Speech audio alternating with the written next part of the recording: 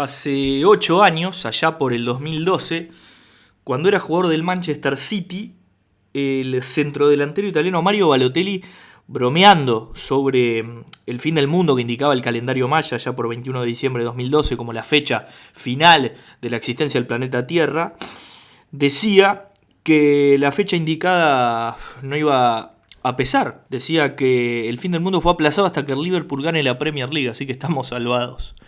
Podemos decir que estuvo cerca. Con ustedes el homenaje a un gran campeón. Con ustedes Liverpool Fútbol Club. La pelota no entró por azar.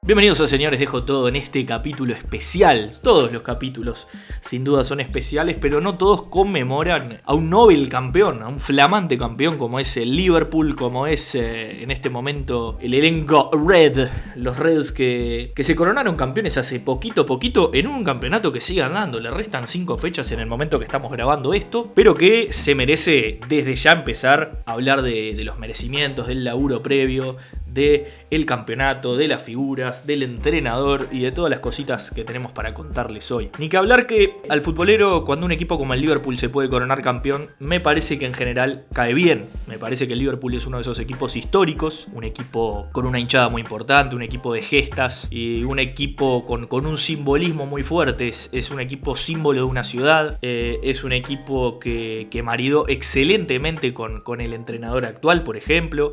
Un equipo que ha hecho culto al sacrificio, a la garra, a nunca dar una pelota por vencida, a nunca rendirse en definitiva, que es uno de los postulados máximos de este Liverpool campeón, el cual vamos a desmenuzar de a poquito en este capítulo. El nombre La pelota no entró por azar es sin duda una referencia a un excelente libro que les recomiendo desde ya. Se llama La pelota no entra por azar, las ideas de management desde el mundo del fútbol, un libro de Ferran Soriano, y me parece que este es un caso de estudio perfecto, a rajatabla de esos de manual. A veces el futbolero tiene esa tendencia de mistificar todo, de creerse que el Liverpool ganó porque es el Liverpool y porque puso cara de malo y la camiseta y la gente gritando, y si bien es lindo pensarlo o es lindo creer que por ejemplo el entrenador es un motivador y un montón de romanticismos que nos venden y que compramos, es una falta hasta de respeto a todo el trabajo que tiene este Liverpool para ser el campeón de quizá la liga más competitiva del mundo como es la Premier League. Hasta el momento, fecha 33, como les decía, Liverpool lleva 23 puntos de diferencia, 89 puntos, y el Manchester City, su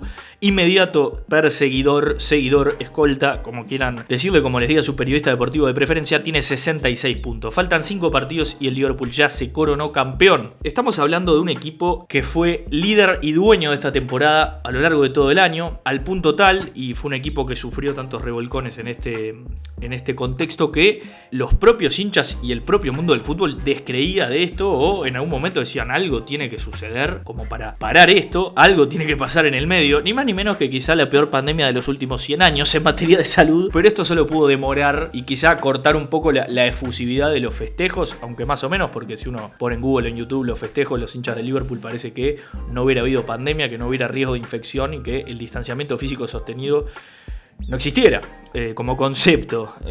Pero bueno, ¿qué se le va a decir a un grupo de personas que esperó ni más ni menos que 30 años? El último campeonato a nivel local del Liverpool Fútbol Club era en 1989-1990. 30 años desde que la Premier League existe como tal. Desde que el formato Premier League es la competencia máxima del fútbol inglés, año 92, Liverpool Fútbol Club jamás había ganado el título. El Manchester United es sin duda el dueño, amo y señor del formato Premier League. Se ha adueñado un montón de campeonatos. El Arsenal tuvo sus momentos, el Chelsea, ahora el Manchester City en los últimos 8 años ganó 4 de los torneos disputados.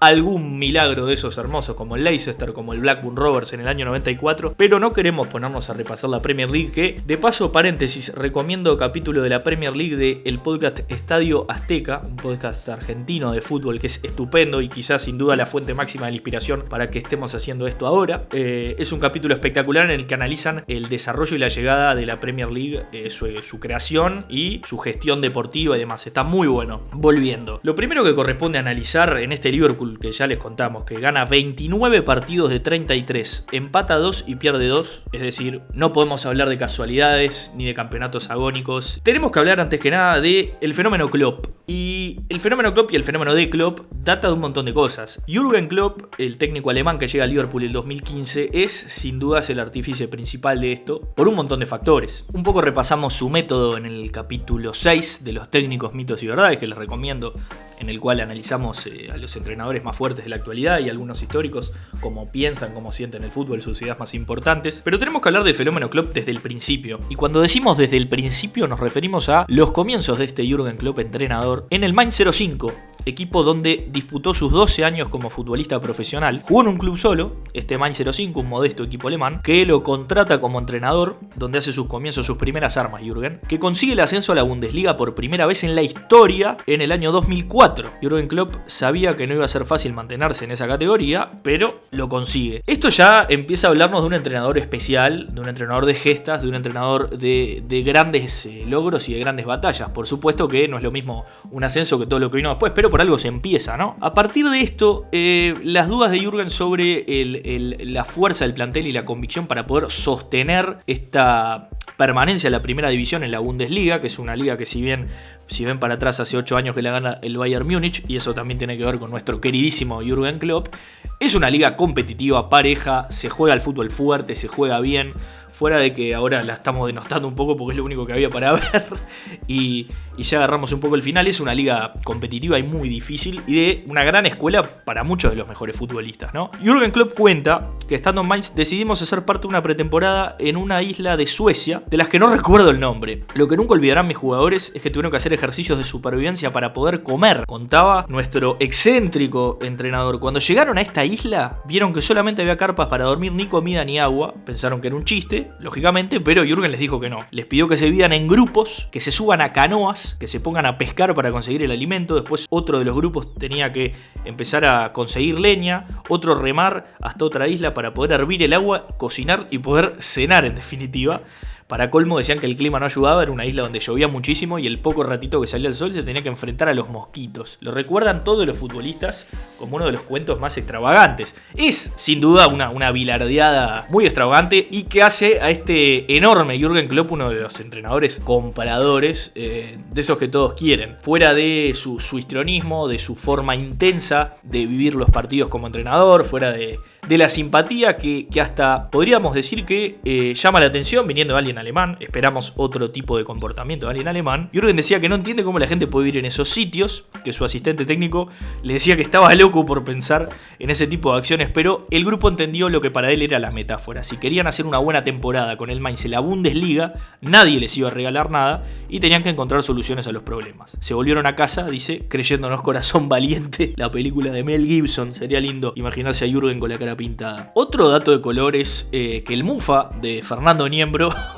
y lo catalogo así porque no hay otra forma, empezó a recordar esta historia en la final de la Champions League del 2013, final que pierde el Borussia Dortmund dirigido por este mismísimo Jürgen Klopp, con un gol casi sobre la hora de Arjen Robben, ya vamos a hablar un poquito de eso, y resulta que Fernando Niembro se pone a hablar de esta famosa pretemporada y de lo excéntrico y de lo inteligente y lo exigente que era Klopp, destacando esta pretemporada como un gesto positivo, como una suerte de demostración de disciplina, una cosa medio Julio Rivas, ¿no? De Jürgen Klopp y ni bien se pone a terminar de contar un poco la anécdota, se escapa Arjen Robben, un pelotazo que le llueve y le puntea una pelota al que era en ese momento golero del Borussia Dortmund, Weidenfeller, golero también de la selección alemana. Lo curioso de esta pretemporada extraña, fuera de que Fernando Niembro le secó la Champions League o la posibilidad de ganarla al Borussia Dortmund, que este equipo por primera vez no solo mantuvo el ascenso, sino que se clasificó a la Europa League por primera vez. Menuda forma de empezar en la primera división. Este es el club que conocemos, ¿no? Este es lo que les contaba, el fenómeno que todos compran, el tipo que cuesta no querer, ese loco lindo que también hace poco le preguntaban sobre la seguridad de los espectadores en los partidos en el marco de la pandemia, porque el Liverpool jugó ante Atlético Madrid y él decía que eso era cuestión de los científicos, que yo solo soy un muchacho con gorra de béisbol y barba mal afeitada, y esa cosa como simpática poniéndose más del lado de la gente. Pero nos olvidamos, y es hasta injusto nuevamente, hablar de un club que constantemente sube niveles y aumenta los desafíos y los va subiendo y los va subiendo, y parece que estuviera jugando al Football Manager o una carrera de esas de FIFA, ¿no? En la que va creciendo y superando constantemente desafíos, porque después de esta gesta asume como entrenador en el año 2008 en el Borussia Dortmund, donde realmente se dio a conocer el Jürgen Klopp que hoy todos conocemos. Esa creo que es la imagen que tiene el mundo del fútbol de Jürgen Klopp, y esa es la que después lo lleva a dirigir al Liverpool. Este Jürgen Klopp en 2008 asume y es bicampeón de la Bundesliga, que es probablemente de las ligas competitivas la más despareja. La Serie A ahora está un poco monótona también, pero en la Serie A hay un montón de equipos que le podrían eventualmente robar el campeonato a la Juventus. Es raro pensar en otro equipo que no sea el Bayern Múnich en la actualidad en el fútbol alemán, pero Jürgen logra, a través de un esfuerzo enorme, de armar un plantel estupendo, y que si lo empezamos a repasar todos son jugadores destacadísimos. En el 2010 y 2011 y después 2011 y 2012 logra con el Borussia Dortmund un bicampeonato, cosa que, les reitero, si es raro que un equipo que no sea el Bayern salga campeón, imagínense ganarla 2 veces seguidas. Este mismo equipo, sostenido en el tiempo, el equipo de Marco Reus, el equipo de Mario Götze, en homenaje a nuestro querido Rodrigo Romano, el equipo de Ilkay Gundogan, el equipo de Lars Bender, el equipo de Matt Hummels, el equipo de Nikola Subotic, el equipo de Robert Lewandowski, que quizá muchos de los jugadores que hoy les estoy contando terminaron después en el Bayern Múnich, que se termina nutriendo de lo mejor del fútbol alemán, y quizá eso, entre otras cosas, hace que la liga se despareja, ¿no? Pero, en definitiva, ese gran equipo llega a la final en Wembley, en el mítico Wembley, y Jürgen Klopp tiene uno de sus primeros revolcones fuertes que todos recordamos, que es esa derrota 2-1 en la final, casi sobre la hora, con un gol de Arjen Robben, que le da al Bayern Múnich la Champions League del año 2013 y deja segundo a un Borussia Dortmund que iba por todo, venía creciendo, y ese es un primer revolcón que se lleva a Jürgen. Jürgen asume en el 2015, un par de años después, en el Liverpool Football Club como entrenador. Se encuentran dos almas en pena, si se quiere decir. Este romanticismo, ¿por qué? Por lo siguiente, en el 2015 Liverpool, recordemos, vayamos para atrás, Liverpool venía de perder un campeonato increíble en el 2013-2014, aquella Premier League en la que Suárez hizo ni más ni menos que 31 goles, una Premier repleta de polémicas, en la que tenía todo para ganar, y en las últimas 3 fechas no gana, aquel partido 3-3 contra el Crystal Palace, recordarán, en el que Steven Gerrard se resbala y pierde una pelota increíble. De una forma increíble pierde ese campeonato el Liverpool. Ese Liverpool va a buscar a ese Jürgen Klopp que venía, si bien muy fuerte, si bien venía como un entrenador respetado, como un entrenador de procesos, había estado 7 años en el Borussia Dortmund, lo había transformado en una potencia europea. Es cierto que venía con el corazón un poco dolido de esa Champions que no se le dio. Y se encuentran dos almas en pena que están prontas para empezar a soñar. Nuevamente, lo hablamos en el capítulo de Jordan, lo hablamos también que ese es el capítulo 5, lo hablamos un poco en el capítulo 6. Los proyectos de los grandes equipos son todas construcciones que se elaboran a lo largo del tiempo. Es muy difícil, no es imposible, no hay reglas en el fútbol, pero es muy difícil pensar en equipos con este nivel, no solo campeones, con este nivel de dominancia, con este nivel de imposición como lo tuvo el Liverpool, que 5 fechas antes y con solo 2 derrotas ya es campeón, y que ya la fecha 12 o 13 estábamos hablando de un dueño absoluto que fue invicto por no sé cuántos partidos. Es muy difícil pensar que un equipo de esos se hace de la noche a la mañana. Liverpool, como tal, sufrió varios coscorrones. Liverpool pierde la final de la Europa League, en el año 2015 pierde 3-1 contra el Sevilla, que es el dueño de ese torneo, tiene 5 copas ganadas, es el equipo que más la ganó, pierde esa final. Después pierde una final de Champions League frente al Real Madrid 3-1 también en 2018, se acordarán, aquella de Karius, el arquero alemán, que se come un gol increíble, aquel gol insólito de chilena de Bale, que es uno de los mejores goles que vi hasta el día de hoy. Y cuando finalmente el 2019 puede desbloquear esa mala racha de Liverpool y poder ganar una Champions League, que si bien al Liverpool le estaba costando a nivel internacional, es cierto que el 2005 ganó una Champions League, el 2001 había ganado una UEFA Europa League, vuelve a ganar un título a nivel internacional, el más importante, la Champions League, pero la Premier League la pierde ante el Manchester City, atención, por 1 punto. El Manchester City hizo 98 puntos y el Liverpool hizo 96 97. Para que un equipo haga 97 puntos, tiene que haberle ganado a prácticamente todos. Tuvo la mala fortuna en este caso de que el Manchester City hizo también una temporada increíble y que en las últimas, creo que 10 fechas o 12, ganó todos los partidos que jugó, jamás tuvo un traspié. Y el Liverpool, que apostó y jugó la Champions League, compitió hasta las últimas instancias y estuvo cerca de ganar las dos cosas.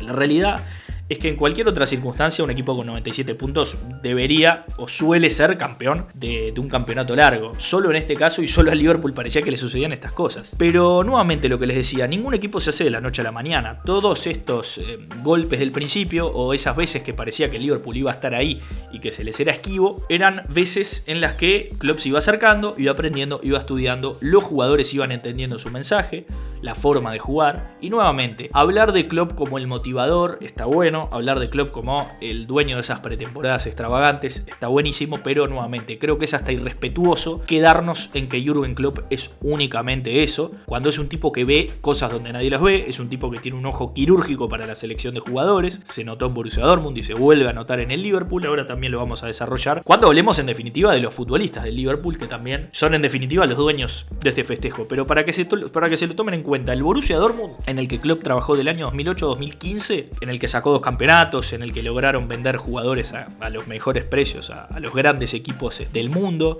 en el que juega una final de Champions, en el que fue sumamente competitivo. Estamos hablando del año 2008-2015, ¿sí? Peñarol, para compararlo con nuestro fútbol, ¿no?, tiene 13 entrenadores. De hecho tuvo 15, solo que 2 repitieron, el Polilla da Silva y Diego Aguirre. Nacional, 11 entrenadores, también 2 repitieron, un interinato de Luis González y Gerardo Peluso. En estos 7 años en los que Jürgen Klopp construyó un proyecto futbolístico que después lo catapultó para construir otro multicampeón, ni Peñarol ni Nacional pudieron sostener absolutamente nada. No se crean que el Liverpool no tiene la presión de ganar, no se crean que en el Borussia Dortmund si salía séptimo o noveno iba a dar lo mismo, no se piensen que Jürgen Klopp, que maneja presupuestos multimillonarios mucho más grandes de los que se manejan acá, puede darse el lujo de perder a propósito o de que no tiene las presiones o los apuros que sí tenemos acá, que tenemos la obligación constante de tener resultados todo el tiempo, porque esto es Peñarol o esto es Nacional, hay que ganar todo el tiempo. Creo sí que es quizá un mensaje muy fuerte que los números marcan de autocrítica para con nuestro fútbol. Tenemos que empezar a pensar, y hago este paréntesis medio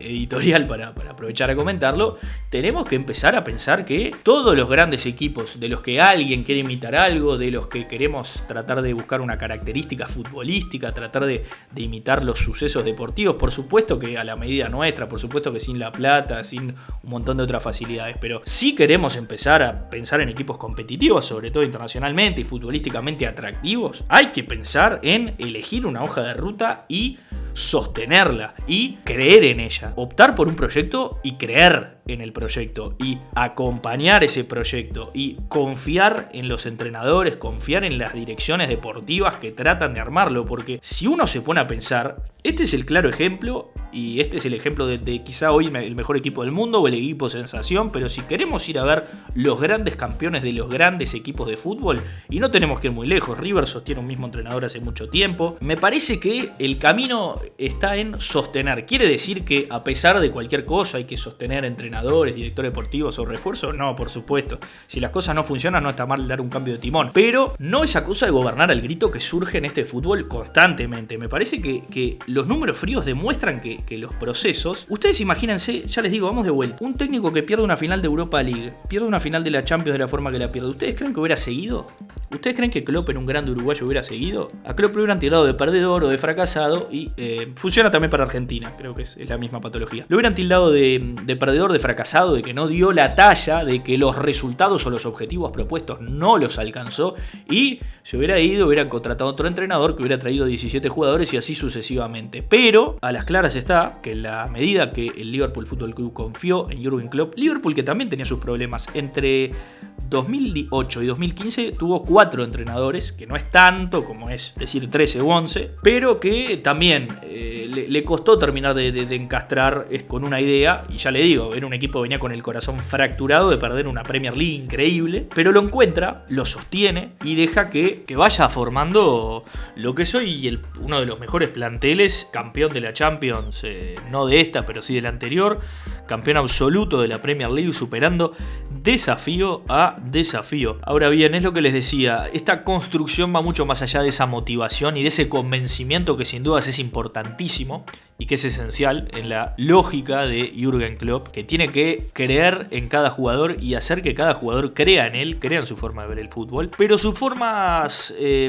vamos a decir, su ideología futbolística, si se quiere, está marcada, es muy buena, es muy importante y es tan importante que merece también tener una porción del mérito a la hora de hablar de él y no quedarnos solo en ese muchacho que grita, que motiva, que lo lleva a una isla, porque eso es anecdótico, es pintoresco, pero es también parte de este todo. Si nosotros nos ponemos a ver el Borussia Dortmund, dirigido por Klopp, bicampeón, finalista de la Champions, tiene bastantes similitudes con este Liverpool, que quizás este Liverpool suele tratar de protagonizar un poquito más. El Borussia Dortmund tenía en el contragolpe quizá una herramienta un poco más fuerte, pero sí conserva esa intensidad, ese perfil de, por ejemplo, de los zagueros, lo que eran Mats Hummels y Nikola Subotic en su momento. Podríamos decir que Joe Gómez o que Van Dijk son de esas características, fuera de mejor o peor. Estamos hablando de zagueros altos, fuertes en el 1 contra 1, fuertes en el juego aéreo, dos laterales que van a todo,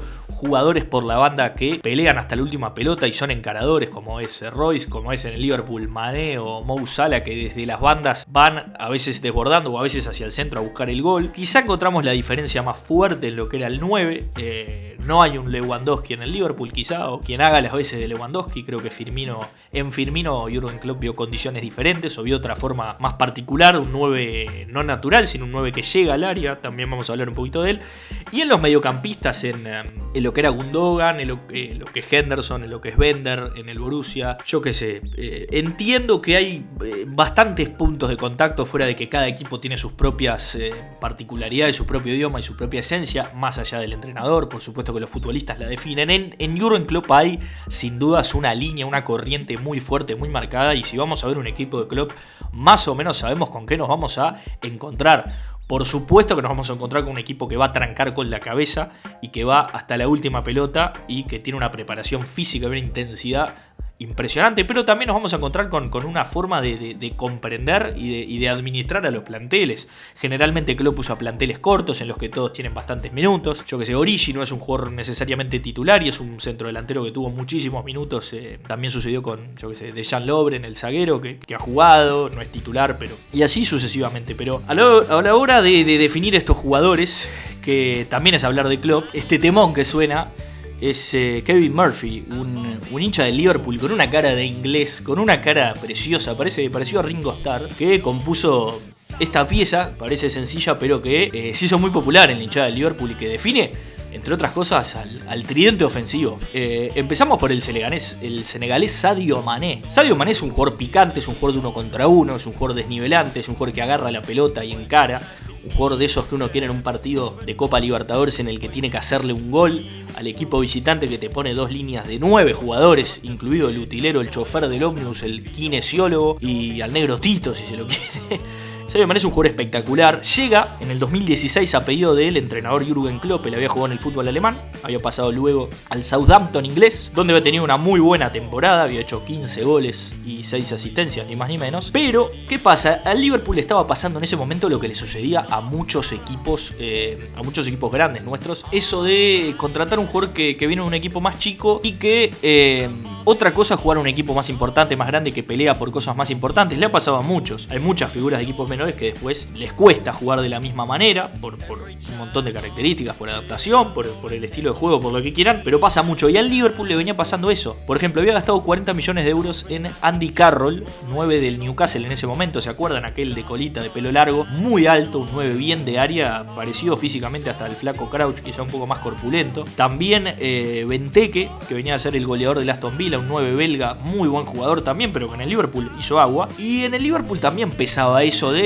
este loco, ¿por qué Sadio Mané funcionará si no funcionaron los jugadores más rimbombantes de la Premier League en años anteriores? Sin embargo, algo ve en el Klopp, algo le encuentra, y efectivamente en la temporada actual lleva 16 goles en 27 partidos, por ejemplo. Sadio Mané anotó el gol del empate 1-1 transitorio en la final de la Champions League, que después pierde, pero fue quizá la figura de Liverpool en ese partido. Estamos hablando de un tipo que fue protagonista, que le calzó bárbaro la camiseta de Liverpool y que ha sido desnivelante y uno de los dueños, amos y señores de este campeonato. Y es un jugador que, ya les digo, Klopp lo ve, Klopp insiste en su contratación, cree que su forma de jugar se puede adaptar a su filosofía, y efectivamente así lo es. Más allá de que venía de buen rendimiento en el Southampton, eso no era argumento suficiente en ese momento para jugar en un Liverpool que no sé si era una olla a presión, pero sí que venía de muchos golpes y de invertir platales en futbolistas que no le daban resultado, y que por ejemplo Luis Suárez, con 12 millones de euros, llega al lado de Andy Carroll para conformar una dupla de delanteros, y Luis Suárez termina siendo el amo y señor de ese Liverpool. Entonces el Liverpool venía un poco mareado con dónde contratar y dónde no. Otro delantero también mencionado en esta célebre canción, Bobby Firmino. Roberto Firmino, el brasilero que venía del Hoffenheim alemán, un equipo que ya les digo puede no ser recordado perfectamente por ninguno. Es un equipo muy de fútbol manager el Hoffenheim. El Hoffenheim te compra a las promesas de, ¿viste? Cuando jugás al fútbol manager, el Hoffenheim es loco de comprarte jugadores jóvenes. Le cuesta al principio a Robert Firmino, a Bobby Firmino, no se termina de encontrar, pero algo veía en él Jürgen Klopp, que termina colocándolo como número 9, como centro delantero. Un jugador que no jugaba de eso, que no estaba necesariamente entrenado y que no había crecido con eso en su cabeza, más allá de que era un referente de ataque, no era un 9 como tal. Pero Jürgen Klopp lo empieza a probar como 9, quizá un 9 de esos que llegan al área, un 9 de esos de diagonales, que acompaña la jugada, que salen más a involucrarse en las jugadas del equipo y no esos 9 que esperan que la pelota llegue hacia ellos a través del desborde. Pero en definitiva, en el 2015, 2016 y 2017 y 2018 termina siendo el goleador, y en esta última temporada puso 27 goles y 15 asistencias y lleva en la actualidad 77 goles en el Liverpool. Más allá de que esta temporada no fue la mejor y de que las lesiones un poco lo vienen complicando, estamos hablando de un jugador clave y de un jugador que descubre Klopp, y Klopp lo corre hacia el centro del ataque para formar este tridente infalible que es dueño de todos los goles. Inevitable hablar también de Mo Salah, otro de los estandartes de este equipo campeón. Mohamed Salah, que llega a Europa, el egipcio, a través del Basilea Fútbol Club, del fútbol suizo. Este es el equipo que le da la posibilidad en Europa. Después pasa al Chelsea, evidentemente jugó muy bien ahí. El Chelsea también podríamos hacer otro capítulo de quizá el Chelsea es el equipo que en el mundo peor contrata a futbolistas, porque si uno ve toda la cantidad de jugadores que pasaron por el Chelsea sin pena ni gloria, que son cracks mundiales, De Bruyne por ejemplo es otro, Lukaku, hay un montón. Y dicho y hecho, se termina yendo primero a la Fiorentina cedido, después va a la Roma. En la Roma también empieza a mostrar un nivel parecido a lo que sería después, y lo termina vendiendo la Roma por 42 millones de euros, que si uno ve a Salah hoy, 42 millones de euros parece un regalo. El director deportivo de la Roma en ese momento, Monchi, un gran director deportivo que trabajaba antes en el Sevilla y tiene una política de contrataciones estupenda, los invito a googlear su nombre y leer cómo trabaja porque es realmente increíble, explicó que lo tuvieron que vender por cuestiones de fair play financiero. El famoso fair play financiero, ellos habían invertido dinero y habían arrojado pérdidas de mucha plata y necesitaban soltar un jugador, y aparece la posibilidad, Klopp mediante, de que Mo Salah juegue en el Liverpool. Se convierte en un puntal máximo de este equipo Salah. Es sin duda lo que fue Suárez quizá antes. El Liverpool estuvo buscando ese Luis Suárez, que antes quizá fue el Niño Torres, ese 9, ese estandarte ofensivo que hace los goles. Lo trató de buscar en Balotelli, lo trató de buscar en Andy Carroll, no lo encontró, y aparece en Salah, un puntero endiablado, un zurdo que podía jugar por derecha enganchando hacia adentro,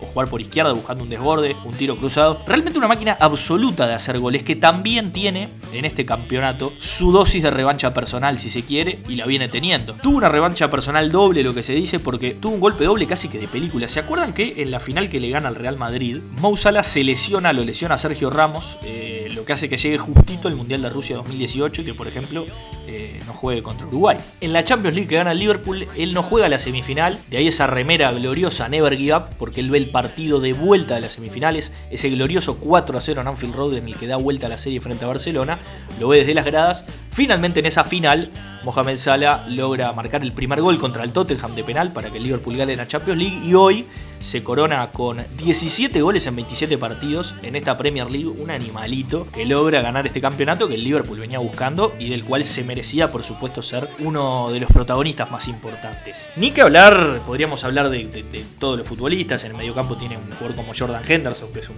jugador de pertenencia, un 5 posicional de esos que parece hasta rioplatense a la hora de jugar, o parece más de una escuela tipo Barcelona, por más de que tiene su dosis de raspar y todo lo que quieran. Podemos hablar también de Trent Alexander-Arnold, uno de los jugadores que va a dominar el fútbol mundial en los próximos tiempos. Con apenas 21 años, Para ser específico, Alexander Arnold debuta en agosto de 2016 y desde ese momento ningún defensor en la liga inglesa participó en más goles desde ese entonces. Dio 5 goles y puso 25 pases de gol. El que lo sigue suma 25. Así que imagínense lo que es Alexander Arnold hoy. Una joya, en este caso de la cantera, un muchacho que el Liverpool fue trabajando y que Klopp ya desde chico le vio alguna cualidad como para que, por ejemplo, Cafú hable de él como uno de los laterales más dominantes del futuro, y si Cafú te da el sello es porque algo tendrás. Y para final dejamos en esta anomalía absoluta que estoy haciendo de armar el equipo de adelante para atrás, dejamos al señor Virgil van Dijk, holandés, zaguero, muralla absoluta, como uno de los puntales más importantes, y lo dejamos para el final porque corresponde analizar no solo cómo llegó, sino la forma en la cual lo contrató el Liverpool. El Liverpool hizo un estudio impresionante a la hora de seguir y buscar un defensor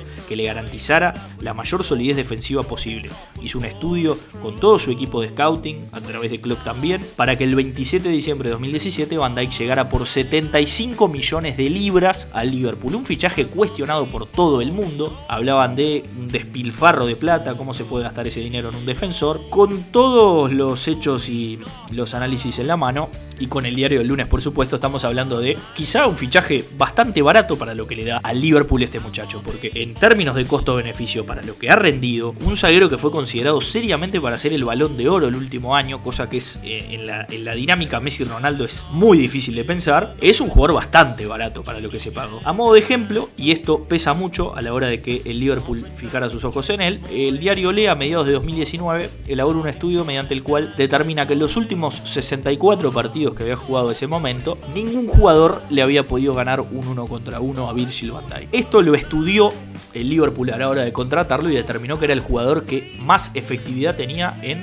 ganar unos contra unos. Y en esta forma directa, vertical que tiene Klopp, es necesario tener un zaguero no solo fuerte desde la presencia física, el holandés mide 1,93 m, sino también un jugador que te garantice una solidez defensiva como la ha garantizado, por supuesto, a través también de Alisson Becker o de los otros compañeros, pero Van Dijk es sin dudas el estandarte de este Liverpool que, nuevamente y a modo de conclusión, es importante entender que todos estos jugadores llegaron bajo el mandato de Klopp, todos estos jugadores fueron elegidos y estudiados por Klopp y su equipo para que formen parte, y Klopp construyó en estos 5 años un equipo fortísimo, un equipo que pierde muy poco, un equipo que hace muchos goles, un equipo al que es muy difícil hacerle un gol, y eso toma tiempo. Y este resultadismo o exitismo nuestro, muchas veces creyéndonos que la forma de crecer es ponernos exigentes con nosotros mismos y denostar a aquellos que intentan crecer y que en ese proceso pierden, trastabillan o pisan en falso, es hora de ponernos a pensar de que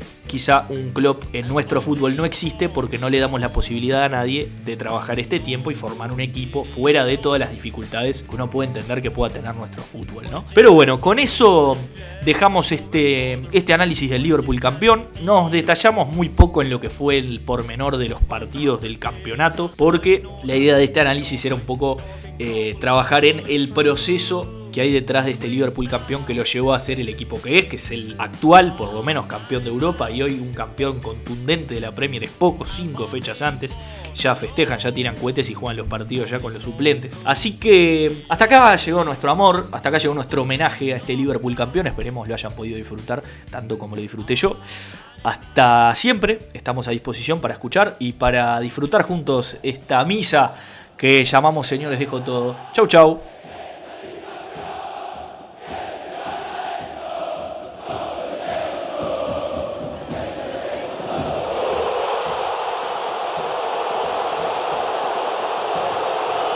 Hace 8